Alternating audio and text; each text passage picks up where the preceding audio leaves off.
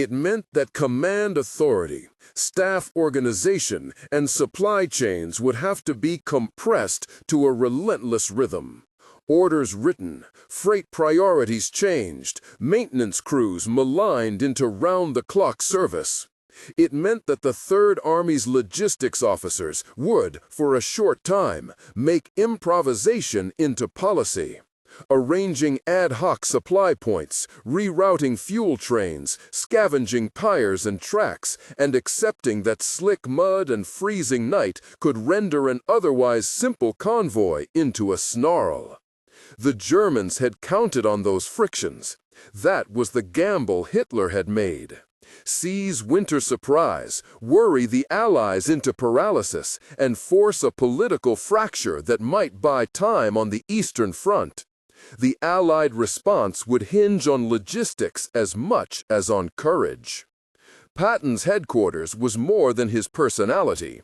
Hobart Gay, his chief of staff, served as the steady executor, a man who converted bold directives into checklists and times.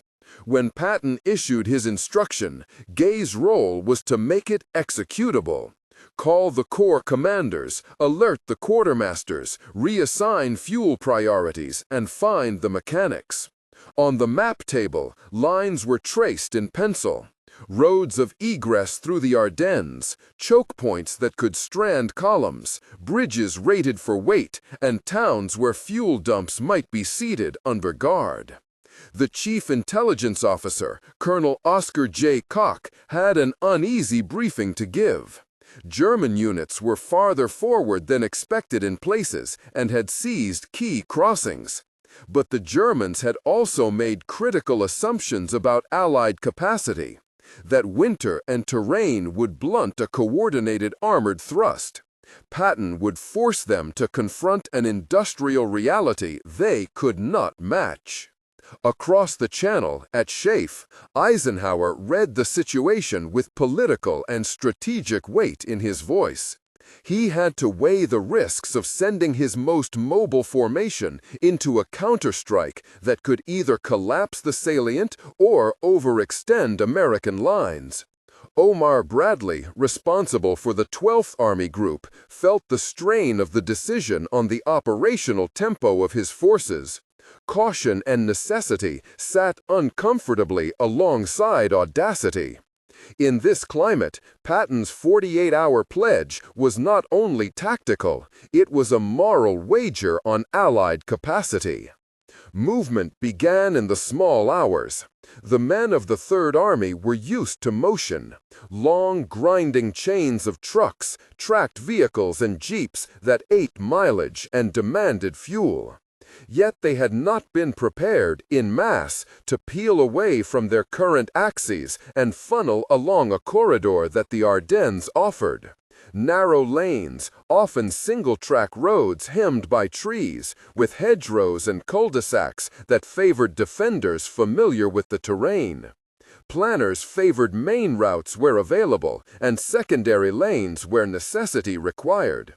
Convoys were ordered in strict sequences, with priority signs assigned to fuel and ammunition trucks. Maintenance detachments rode with columns, their task to patch the bores and engines disrupted by cold and grime. Cold metal complained on contact with ice. Tracks would steam in the morning sun, or grind frozen clods into wheel housings. The fuel lines, the literal bloodstream of the advance, were thin and vulnerable. German doctrine had gambled that their spearhead, by securing fuel captured from advancing positions or by striking supply points, could keep local momentum. The Allies, by contrast, viewed industrial capacity and redundancy as strategic weapons. Factories in the United States could replace tanks and engines. The key in the short term was to keep what existed moving. Thus, supply officers became for that moment front-line tacticians. Find fuel or improvise it, cannibalize irreparable vehicles for spares. Prioritize the tanks over the trucks where the situation demanded. Within this machinery, Individual human decisions mattered. At a makeshift supply dump near a crossroads, a lieutenant of quartermaster troops barked orders to a group of weary drivers. The men had been loading 2 days straight, hands numb despite wool gloves, breath vapor trailing like ghosts. The lieutenant, eyes rimmed with frost and coffee, measured priorities not by forms but by immediate need. A platoon stuck in a village with creaking tracks, a battalion short of rations, an artillery battery out of rounds. He sent the nearest fuel-laden truck with a dispatch flag and a radio patch. The map had its abstractions. The soldier had the task of closing the gap between drawing and doing. Tactically, the movement required a choreography that avoided creating predictable targets. The Third Army was not a single mass. It was an array of corps and divisions, each with its own supply chain, maintenance priorities, and routes. Patton insisted on decentralization within a disciplined framework. Corps commanders had latitude to adapt routes, but the synchronization of arrival times at decisive points, notably the approaches to Bastogne, was non-negotiable. The crossroads at Bastogne had symbolic and practical value. It was a hub.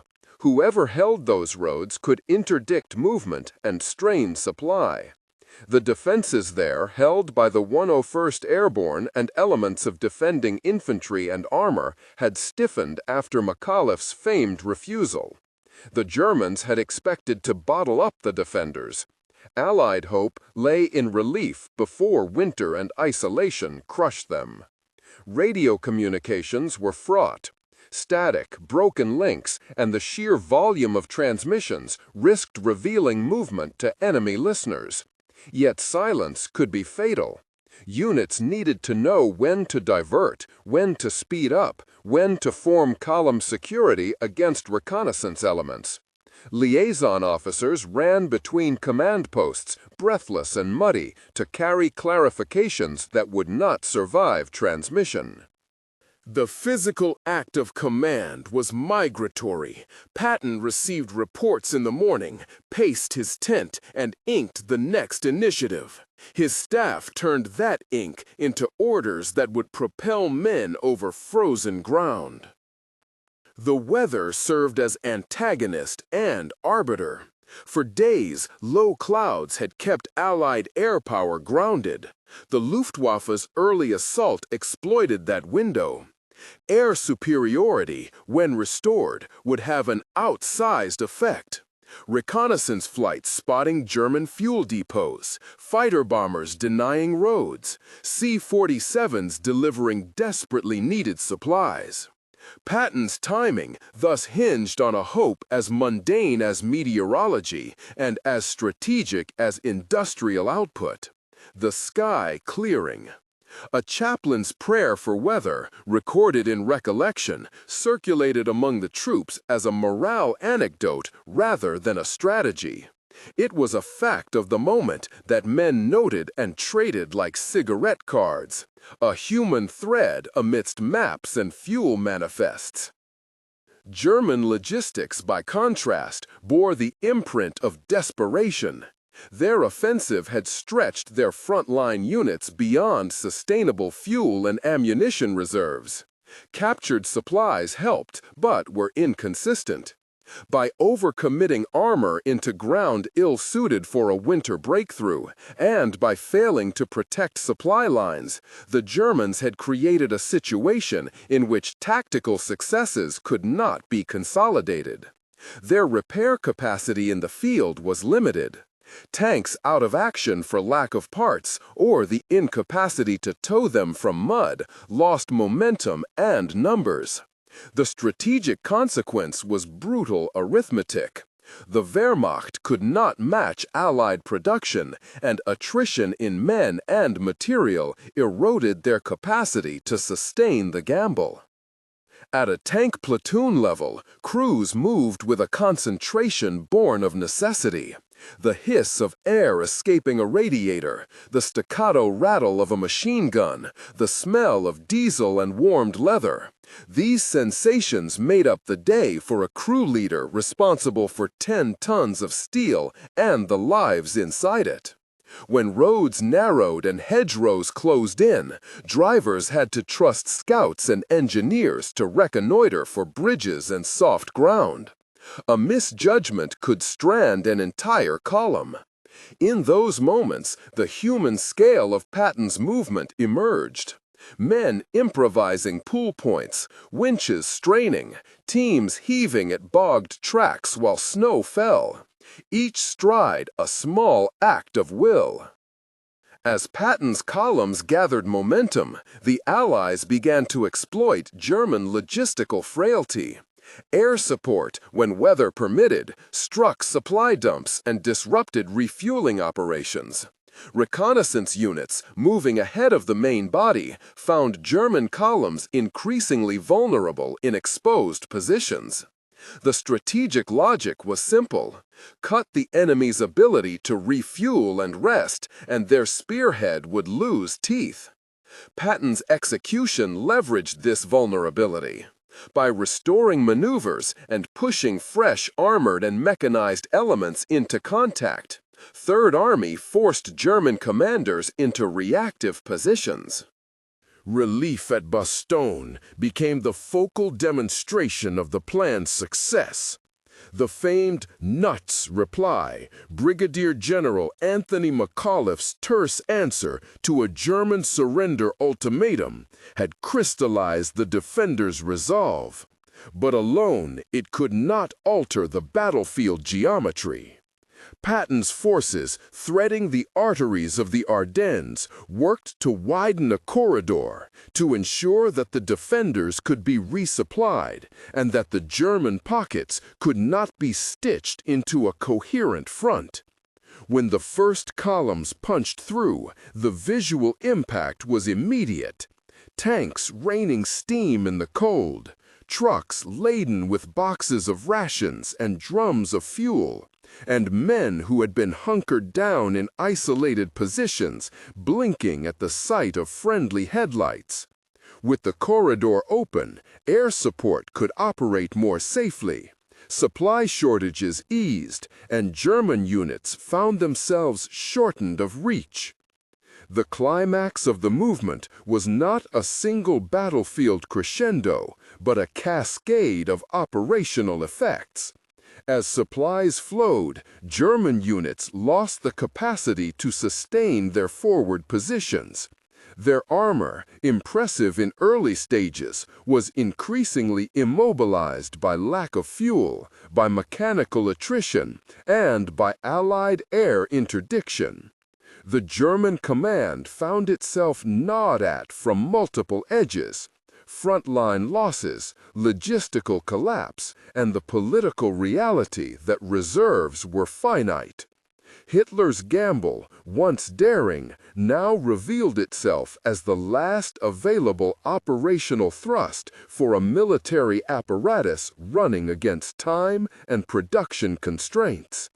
Patton's reputation after the relief was complex and warranted. He was not a figure of unalloyed admiration. His temperament and earlier controversies colored opinions. Yet on the practical ledger, his combination of audacity and logistical insistence had produced an effect both immediate and strategic. The Ardennes offensive began as a potentially catastrophic rupture. It ended as a costly failure for the Germans, one that expended men and equipment they could not replace at the scale required. The Third Army's movement had not been romantic. It was a demonstration of how industrial logistics, disciplined command, and the improvisational skill of soldiers and supply officers could convert hope into hard, tactical results. After the smoke and the thaw, commanders and clerks tallied losses and calculated consequences. The Germans had exhausted a portion of their operational reserves. The Allies had proved the elasticity of their supply network. Factories, docks, and transport capacity in the United States meant that equipment could be replaced over months, but men lost could not be returned with equal speed. The strategic balance had shifted not by a single decision, but by an accumulation of choices and capacities, by the insistence to maintain pipelines of fuel, to keep repair crews on shift, to prioritize the moving parts of war. Men who had crawled from frozen foxholes queued at field hospitals and mail depots, clutching soggy letters that smelled of home. Mechanics kept lamps burning on nights when the moon offered no warmth, welding tracks and patching holes by the light of cigarette lighters. Supply sergeants argued gently about priorities. Drivers dreamed of dry roads. Somewhere beyond the hedgerows, graves were being marked and counted, and chaplains moved quietly among the living. The immediate danger had been checked, but planning now moved from emergency improvisation to deliberate momentum. Assemblies of trucks were scheduled, spare parts requisitioned, and the slow arithmetic of replacement began to swallow the raw ordeal into routine. For Patton, as for his allies, the winter had taught a simple lesson. Victory in the modern age depended less on a dramatic charge than on the steady, anonymous work that kept the engines running. As day broke over the battered countryside, the Third Army found its pace again. Roads thawed into mud that would soon harden. Maps were updated. Men slept where they could, and when they rose, they prepared to carry the war forward on the same unforgiving line of supply that had won them the moment. Patton did not linger over rhetoric when the maps were spread. He preferred the economy of action. He sat, fingers smudged, eyes on a corridor of penciled arrows that ran like a promise from a railhead to a forward supply node. Around him, men argued points of detail: the condition of a bridge, the estimated hours of repair on a blown culvert, the number of drums a convoy could carry over a thawing lane. Each correction altered the hour of arrival and the lives tied to it. "Fuel," Patton said, and the room sharpened. Fuel was a verb in that winter. It moved, halted, whispered of engines idling, and of men forced to march. A staff officer reported the arrival schedule for tank transporters, the status of a forward dump, the anticipated ration of winter boots by the end of the week. Paperwork was read aloud as if it were a field dispatch. Each number rebalanced risk. When a clerk announced a delay in rail transfers, Patton did not scold. He asked only where the holdup was and who could fix it. The answer, when it came, was always mechanical and mundane. Frozen switches, a shortage of brakemen, a siding clogged by a wrecked locomotive. Grand strategy dissolved into timetables and thaw. Beyond the map room, the Army's machinery showed itself in quieter ways. Motor pools became temples of improvisation. Men worked with a faith equal to any wartime creed, welding rails, cannibalizing spare parts from wrecks, substituting planks for pins. Conversations were short, practical. "Can you bring that alternator? We'll have it by dawn." The lamps over the workbenches cast halos on faces that had accepted cold as a given. These faces did not seek glory. They sought a functioning radio, a seal on a gasket, a set of running tracks. Sometimes, late into the night, a young mechanic would step outside with oil on his hands and smoke a cigarette while staring at the sky, as if the size of the war could be measured by the firmness of the stars. The repair teams had become the unsung architects of mobility. where artillery barked and tanks roared. An exhausted welder could restore a road bridge enough to let a tanker cross. A clerk at a supply depot could produce with a rapid signature the document that allowed a pilot to refuel. Those signatures, stamped and filed, were the invisible engines that translated a general's intent into motion lanes and crossing schedules. The Allied logistical system, bureaucratic and human, had been pushed to improvisation, without which the tactical picture would have been meaningless. Further north, German units felt this constraint with a harsher intimacy. Hitler's gamble had exposed the widening gap between boldness and sustainability. The spearhead that had threatened to split the Allies had run on too few barrels of fuel and on men whose feet were frozen inside boots. Ammunition was rationed for the drama of breakthrough. The drama, when it failed to be decisive, left the spear in mid-air with no way to sustain it. Field commanders reported the familiar arithmetic of attrition. Fewer supplies, fewer repairs, fewer replacements. In many places, local initiative tried to substitute for strategic coherence. In others, orders from above arrived as brittle, occasionally contradictory fragments that could not be reconciled with the facts on the ground. In the towns between hedgerows, civilians navigated the same narrow margins. Homes that had sheltered families in autumn now held the displaced, the wounded, and sometimes the dead. A woman who had baked bread the previous summer now served as part of an informal network that exchanged food for news. A priest wrapped letters for soldiers and bound the pages with scrap string. Children, when they were seen at all, moved with a cautious curiosity towards columns of trucks whose drivers often tossed them ropes or tins of corned beef. The war made new economies. Favors were traded for fuel, knowledge for shelter. The field hospitals hummed with a different cadence. Wounded men came in from the roads, shrapnel wounds, frostbite, exhaustion. Surgeons worked with a ration of light and ingenuity. Anesthetics were measured, blood supplies rotated. Nurses moved like members of a single organism, anticipatory and efficient. Men convalesced with letters that smelled of tobacco and home. Some fell asleep with a photograph clasped between fingers still stiff from cold. Chaplains kept a low, steady procession among the beds, offering mumbled prayers, cigarettes, the small consolation of a verse and a touch on a shoulder. There was no triumph in recovery, only a businesslike insistence that the wounded be made ready to return, or be carried on. Patton's staff knew, with a clarity that was almost mathematical, what replacement rates were possible and which were not.